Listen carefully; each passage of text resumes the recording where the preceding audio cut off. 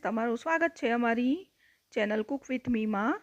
તેમાં આપણે બનાવીશું આજે મહાશિવરાત્રિ સ્પેશિયલ ફરાળી સુખડી. તેના માટે આપણે એક પેન લીધું છે. તેમાં આપણે મેલ્ટેડ ઘી લેવાનું છે, પોણો કપ જેટલું. તેમાં આપણે 1 કપ રાજગરાનો લોટ લીધો છે, તેને આપણે મિક્સ કરી લઈશું. આપણે 2 લોટ લેવાના છે, રાજગરાનો લોટ અને સિંગોડાનો લોટ. બંને લોટને આ રીતે પહેલાં બરાબર મિક્સ કરી લેવાના છે ઘીમાં. હવે હાફ કપ બીજો રાજગરાનો લોટ લઈ લઈશું. ટોટલ આપણે 1.5 કપ રાજગરાનો લોટ લેવાનો છે. તેને આ રીતે ધીરે ધીરે મિક્સ કરી લેવાનું છે, એટલે ગાંઠા ના પડે. આ રીતે બરાબર એને મિક્સ કરી લેવું.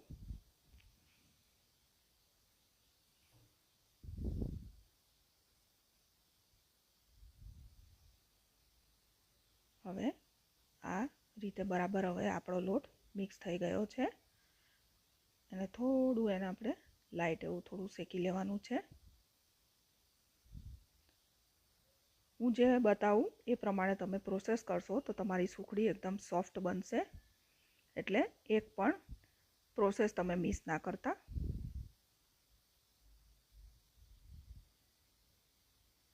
આ રીતે બરાબર મિક્સ થઈ ગયું છે. હવે આપણે 1 કપ સિંગોડાનો લોટ લીધો છે, તેને પણ આ રીતે મિક્સ કરી લેવાનો છે. અને થોડી વારમાં તમે જોઈ શકો છો કે ઘી બધું અંદર ચૂસાઈ ગયું છે.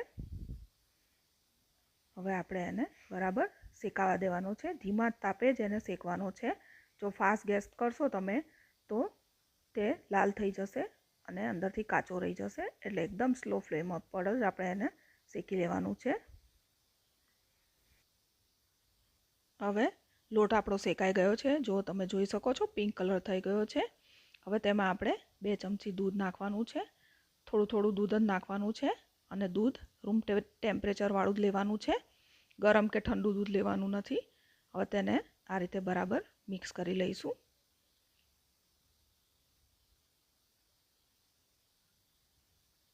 હવે આ આપણું બેટર તૈયાર થઈ ગયું છે સુખડી માટેનું. હવે આપણે એને ગેસ બંધ કરી દેવાનો છે અને પેનમાં જ 2 થી 3 મિનિટ માટે હલાવતું રહેવાનું છે. અને થોડું ઠંડુ થાય પછી એમાં ગોળ મિક્સ કરવાનો છે. જો થોડું ઠંડુ થઈ ગયું છે, હવે આપણે એમાં પોણો કપ ગોળ લીધો છે, તેને આપણે ચપ્પાની મદદથી કટ કરીને પછી લેવાનો છે, એટલે ગાંઠા ના રહે અને બરાબર આપણા લોટમાં ગોળ મિક્સ થઈ જાય. તેના માટે આ રીતે મિક્સ કરી લેવાનું છે.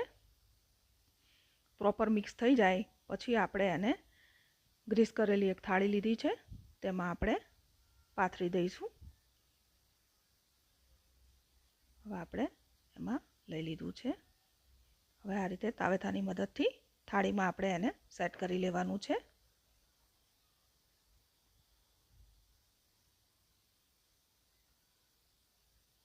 આ રીતે થાળી ગોળ ફરવીને આ રીતે તાવેથાની મદદથી એને સેટ કરતું જવાનું છે.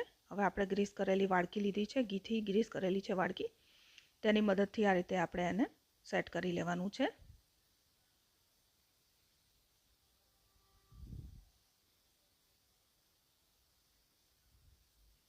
જો તમે જોઈ શકો છો બરાબર સેટ થઈ ગયું છે. હવે સાઈડો જે ઊંચી થઈ છે તેને આ રીતે તાવેથાની મદદથી આ રીતે સેટ કરી દેવાની છે. હવે આને આપણે 2 થી 3 મિનિટ માટે થોડી ઠંડી થવા દેવાની છે. 2 થી 3 મિનિટ પછી આપણે એને આ રીતે કટ લગાવી લેવાના છે. બિલકુલ ઠંડુ થઈ જાય પછી તમે કટ કરશો તો તે કડક થઈ જશે. એટલે ગરમ હોય ત્યારે જ એને આપણે કટ કરી લેવાના છે.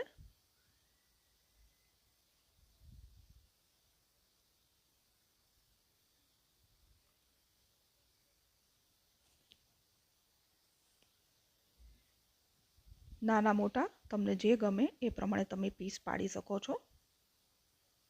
જો તમે જોઈ શકો છો આપણા પીસ થઈ ગયા છે. હવે આપણે તેના પર ડ્રાયફ્રૂટ્સ નાખીશું. મેં કાજુ બદામ લીધા છે. તમને જે ડ્રાયફ્રૂટ્સ ગમતું હોય તે તમે લઈ શકો છો. આ રીતે કરી દેવાનું છે. હવે આપણે ચપ્પાની મદદથી સહેજ સહેજ દબાવી દઈશું, એટલે ડ્રાયફ્રૂટ્સ છે આપણી સુખડીમાં અંદર સેટ થઈ જાય. હવે આપણે એને 1-2 કલાક ઠંડી થયા પછી આ રીતે ફરીથી એકવાર કટ લગાવી દઈશું. જો તમે જોઈ શકો છો સુખડી આપણી એકદમ સોફ્ટ થઈ ગઈ છે અને કટ આસાનીથી પડી રહ્યા છે, કારણ કે ગરમ હતું ત્યારે જ આપણે તેના કટ કરી લીધા હતા એટલા માટે. આ બધી પ્રોસેસથી તમે બનાવશો તો આ સુખડી એકદમ ટેસ્ટી બનશે અને આપણી આ સુખડી 1 અઠવાડિયા માટે તમે સ્ટોર કરીને આરામથી ખાઈ શકો છો. તો અમારી આ રેસીપી તમને ગમતી હોય તો અમારી ચેનલને સબસ્ક્રાઈબ જરૂરથી કરી દેજો.